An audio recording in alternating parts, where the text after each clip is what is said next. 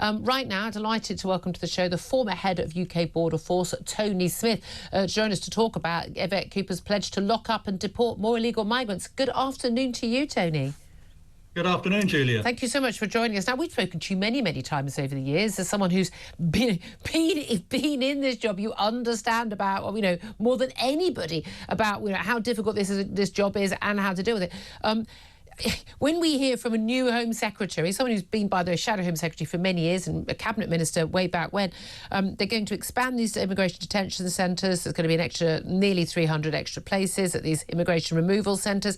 Plus, they're going to remove more than 14,500 illegal migrants in the next 6 months, higher than in 2018, but still that is a low bar. It's one of the lowest years on record. Do you have any hope, and certainly more than pretty much everyone who's got in touch with us today, that this will actually happen? Well, I think it's a signal, isn't it, Julia, by the new government that they are interested in immigration enforcement. There are some key ingredients in there. A commitment to provide some more detention spaces. I've always said that you need to be able to detain people to remove them from the country, otherwise they won't go.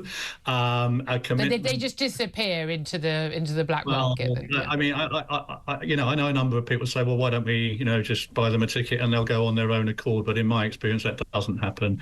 Yeah.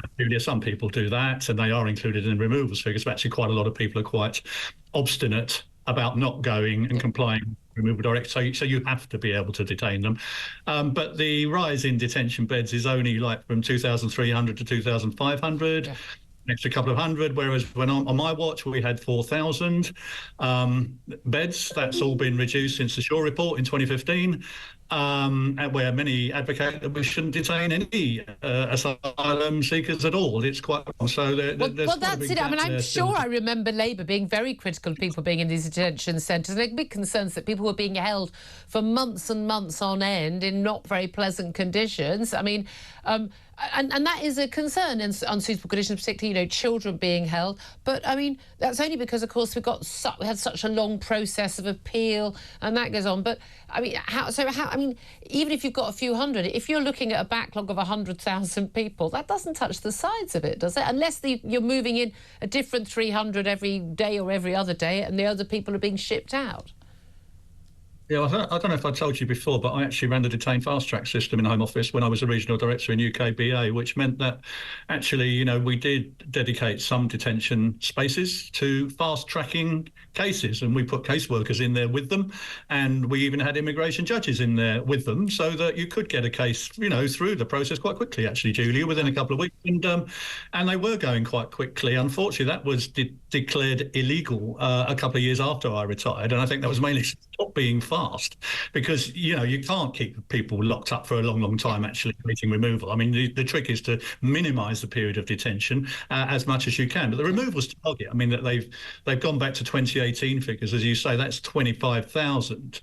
That includes Voldeps, and it's 23,000 now, so an extra 3,000 a year is what they're promising. We were doing 45,000 on my watch in 2013. So, I mean, I think these are all sort of baby steps in the right direction to say the right things that we can't. But they're still a drop in the ocean, are they not? Well, we haven't got a solution for stopping the boats, Julia. That's the problem. This does not solve the problem. I thought they were going to smash the gangs. That's all sorted. Did you not get the memo? I got the memo, but I heard about a new border security command, which is being set up. But these 100 new staff that have been, announced today are going to the National Crime Agency. Actually, we've already got the National Crime Agency. We've got immigration enforcement. We've got my old firm, the Border Force, all working on this. So I'm going to see what happens with But I mean, smashing the gangs, as well as I do, this is international organised crime, and to smash gangs that are operating in France or further afield in Europe or outside, you need the cooperation of the Europeans, the member states, and other countries. And I'm not sure the UK can broker that on its own. So you can put more resources into our enforcement agencies, but what will they do? And we've already had this where we tried to post off more officers over. Do you remember? Under the last government, we tried to get more border force officers on the beaches in Calais and France. That was rejected out of hand by the EU Commission. This is their territory. So I mean, which is a fair point by them. You don't normally, have border, another country country's border force or police operating. But we've had many experts over the years, and you chief among them, say that actually, this isn't beyond the wit of man. I mean, we have drone technology now. We can see when people are going to settle. Surely, heat detect. Just having drones flying around, at night on the Calais beaches, you can spot where they're setting off. French authorities could collect them either on the beach or collect them as soon as they set off, take them back to shore. I mean, I just don't accept that it's impossible to stop this from happening. Well, it's not all doom and gloom, and I think what we have seen, is the boats now are in scarce supply. Julia, the boats now are overloaded. That's because we have had an international effort with European customs to stop source materials like outboard motors and rubber dinghies and products coming into the EU. That has had an effect on the supply chain. That's the sort of thing I'm talking about. Aren't they just going to move to a new mode of transport? Aren't they just going to start stealing yachts? And, I mean, they will find another way. When there's that much money to be made and that many people who are desperate to get to the UK, they will find another way. So you need to break the business model. And you need to make it clear to those that would pay smugglers a lot of money to get into an unsafe vessel, it's not worth it. Yeah. So how do you do that? Well, you have to return them, Julia. You have to make it clear that swiftly. when they in our, at Manston, that they won't be allowed to stay. That was the policy under the Illegal Migration Act. So that's what the ambition of the illegal migration. They weren't going to be admitted into the asylum system at all because they'd come from a safe third country. But of course, we still couldn't send them back to France because we had no returns agreement with the EU. We did find a country, Rwanda, which we were able to. Now, it cost a lot of money and a lot of skeptics about whether or not, but that was quite a bold move to try and break the business model and say that, well, if you come here, you may be a genuine refugee, but you're still not going to stay here. Actually, you can go and be a genuine refugee in Rwanda. And that was an outlet that a lot of other countries were looking at that. It had been done by Australia under Operation Sovereign Borders in 2013, all about that. So it is feasible. It's very bold, though, and it offended a lot of lawyers and a lot of international lawyers and European conventions dating back many, many years. But I thought that was a pretty bold effort. And I think if we were, we'll never know now, but I think if we were able to get Rwanda going, that might have sent a very clear message, actually, across the Calais. But it would only have worked in the same way the Australian scheme worked if it was everybody, as opposed to a few hundred, it's always ever going to be. But we know other European countries, spoke to David Davis earlier, the former Brexit Secretary, other countries in Europe are still looking at this and planning to do this. In terms of how we do actually tackle this, bearing in mind we've got a backlog of more than 100,000 asylum seekers, a huge number of people in this country be living in hostels and hotels, some in accommodation, again, competing with people on low incomes for private accommodation, those rents going up. How do we do this? Because we're told by Labour when they come in that they will be, basically trying to work their way through that backlog. And we understand what that basically means is an awful lot of those people, 70,000 plus, possibly even 90,000, will be given leave to stay. Does that mean they're all going to be granted asylum and that they all actually are genuine asylum seekers? Or is it just a way of just getting the paperwork done? Well, in my experience, Julian, I'm not talking about any particular government or political party. The best way to clear a backlog is to grant your way out of it, frankly. Once you've granted, it's the case is off the Home Office hands. It might be asylum, it might be some other form of discretionary leave to remain, but whatever. Then the application is no longer pending. It's no longer, and then the case responsibility for the individual shifts to the local authority.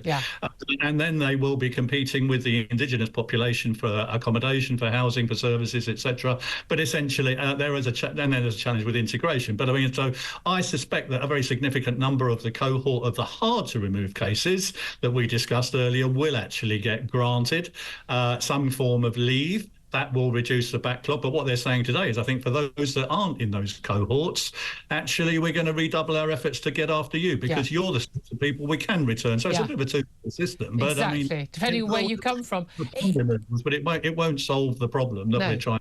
Again, and the boats are going to keep coming. We're already seeing those numbers again. Okay, 23 when it was 22 was a peak, 23 went down. But again, there are just different reasons for this. It doesn't mean it's going to continue going down, as we've already seen with some of the numbers we've been seeing this year already. A lot of it depends on the weather, of course, and again how the gangs are operating.